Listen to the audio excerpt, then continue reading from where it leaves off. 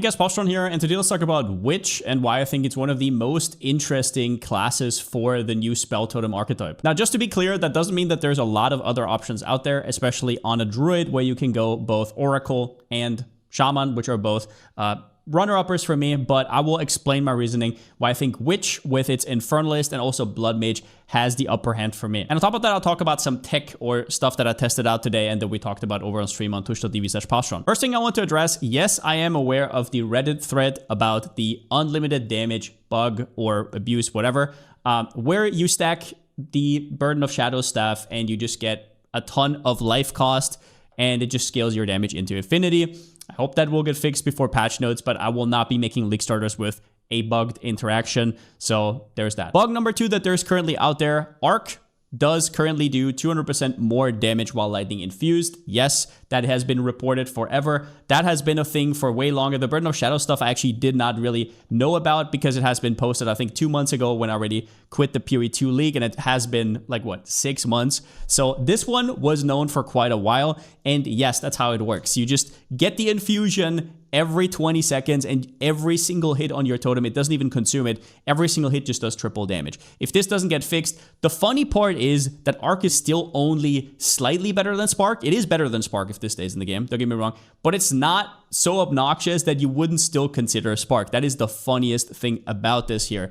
And just tells you everything you need to know. But yes, that is currently in the game. And if it doesn't get fixed, or if it is like wanted for whatever reason, then that might be something we look into. It is one of those things where I'm not really sure, simply because totems do not interact with infusions whatsoever, which is really weird because they wanted to make infusions such a big deal. So I wonder if maybe some of the other skills that cannot use infusions on spell totems are bugged instead, and it's vice versa. But by the way, let's get into the content. Now, for which I want to go over 2 ascendancies right here. The first one is the Infernalist, which I think is an absolute early game powerhouse, and this one is fueled by the Demon Form or Demon Mama, which has a ton of extra damage, cast speed, and also gives you a different dodge animation, which goes further than normal dodge, basically giving you extra speed. And just to be clear, I only mean the normal demon form, so the first 2 points, that is capped at 10. I'm not talking about, oh, you have to get infinite recharge, and so you don't get degent, and then you have to, yeah, no recoup, no nothing. This is just one-time click,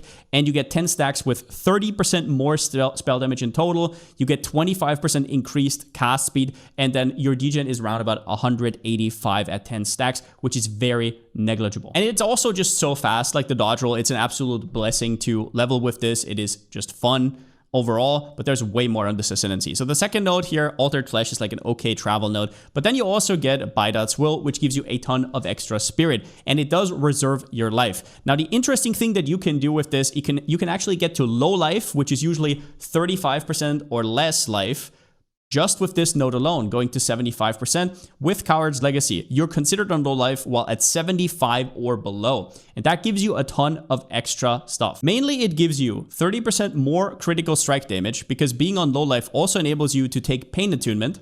It gives you 10% movement speed from the rune.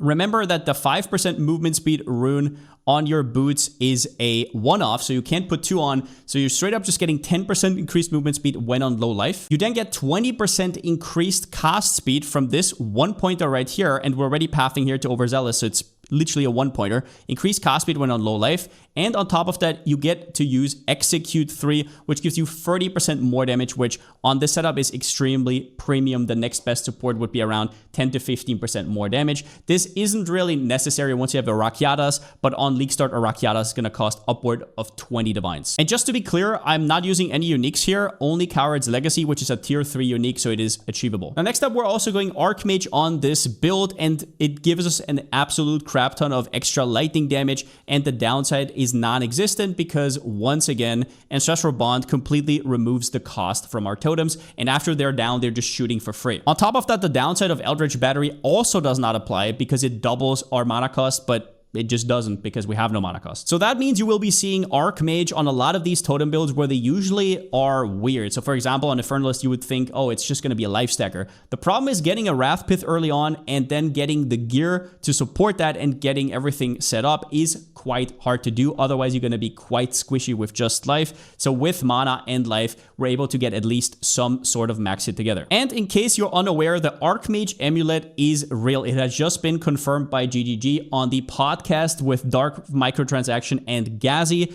I told him to please ask, or I told DM to please ask about this amulet right here. Grand skill, level 19 Eternal Rage. We saw this in the reveal. That also means that you do not have to pay the spirit. So this is like a 100 spirit extra if it's an aura that you use anyways, which is ridiculous. And yes, this downside is hard, but also remember that it's also easier to craft a 4-stat amulet than a 6-stat amulet. Now, it has been confirmed that this could also be Archmage. It cycles through all the auras. It could be a 30 spirit aura, 60 spirit aura, 100 spirit aura. But they did say that the 100 spirit auras are rarer, so I will not be including this in anything that I will be releasing in the coming days, just so you know why that is. But it will be in my higher end versions. Now, as our last node on the Infernalist, I want to talk about Grinning Emulation. This is usually a quite annoying node because it makes you take a ton of fire damage per second. Usually it's fine, right? You can scale max fire raise and you go Pyromantic Pact anyways, and you have some kind of recoup stuff going on. So it's not that big of a deal. But on a normal build, it is a big deal, and you usually cannot use it. But it gives us like 35% more damage. Just look at my crit multi, I have over 1,000% right here. The reason you can use this is simple.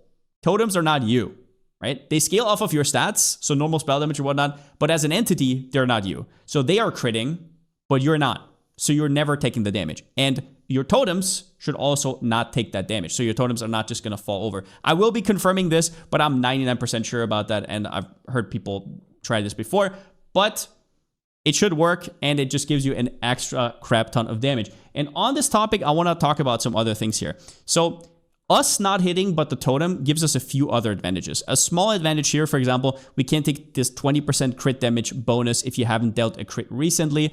But on top of that, there's also a little bit of a more hidden one that not too many people have heard about. And that is an alternate mod on a Zero Security down here. Increased critical hit chance if you haven't dealt a crit hit recently.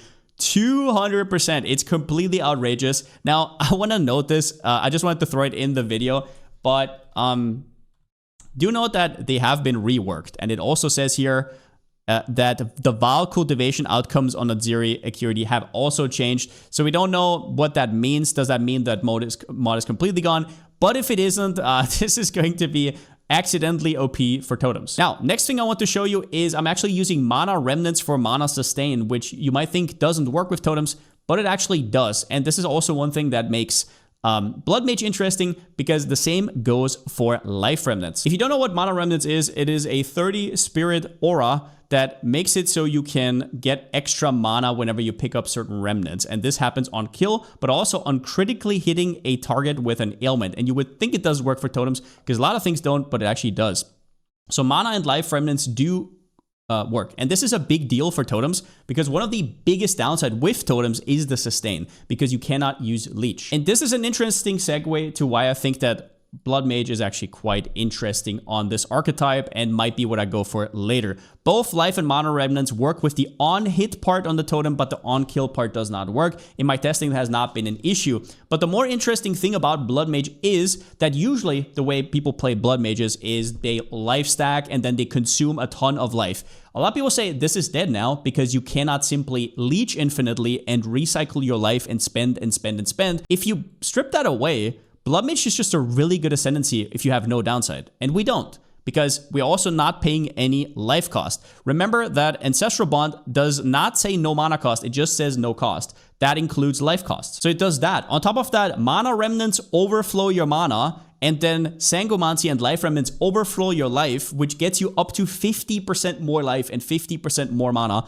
And on this character, you can see I'm actually using both. So I can use some elements from life stacking that are very efficient, and then also use Archmage on top, which once again is kind of free with spell totems. And other than that, the Ascendancy is just absolutely busted. And I mean, just look at this node. It gives me 42% more damage to just get 15 base crit. This one is whatever. It's like 14-ish% more damage. And then on the right side, we have some really nice one. First one, we have Grasping Wounds, which is just a solid defensive node. But then we have Crimson Power. Gain additional maximum life equal to 100% of the item energy shield on your equipped body armor. The funny thing is, this is the inverse of Eldritch Battery, and you can use both. If you're both using your life and your mana, all you have to do is get a high energy shield body armor, and you get like 1,000 extra life from Crimson Power, and then 1,000 extra mana from Eldritch Battery. And overall, Blood Mage loses some speed because you lose the demon form, and you lose the 10% movement speed from your from the boots, from the rune.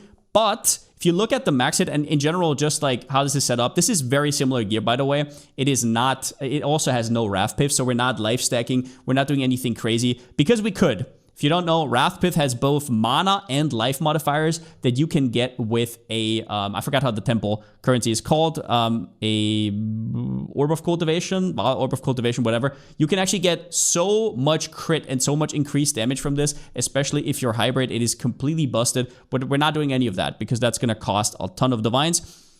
The reason I say Blood Mage is more for endgame is simply it has no extra spirit. And all the ascendancies that do have innate spirit will be easier to gear on League Start. Sure, you can use a Scepter, but that only gets you so far. Now, at the end, just a quickie segment about what a lot of people are linking me, like the abuse I talked about at the start with infinite damage, and I don't know, you need military gear, or you can do Indigon this, Indigon that. Usually the way I work is before League Start, I want to get a setup that is doable with very low gear. That's usually how it works. That's usually what people are happy with, and people have different speeds and whatever. And then throughout the first week, I will explore all the crazy stuff that costs hundreds of divines. But before League Start, I'm just not as interested. I want to know where I want to go to, but I'm more interested in getting the baseline fixed, getting a good leveling regimen and everything, more so than just all day talking about gear that I will not have on day 1 or day 2. So no, I did not forget about insert item that costs 1,000,000 divines on League Start. I'm aware of most of those things. I still love the feedback, but I'm just telling you right now, I do think about that as well. Just not openly right now. I care more about the beginner stuff right now. But with that being said, I'm really stoked about this one. I will put out more videos once I've tested leveling a little bit more. I will be leveling some witch characters. And do note that there's still patch note updates coming. So we will be looking at what's happening there. And yeah, hope you guys enjoyed this small update here. I will be dropping some more in the coming days. And since I still don't have a slogan, see you next time.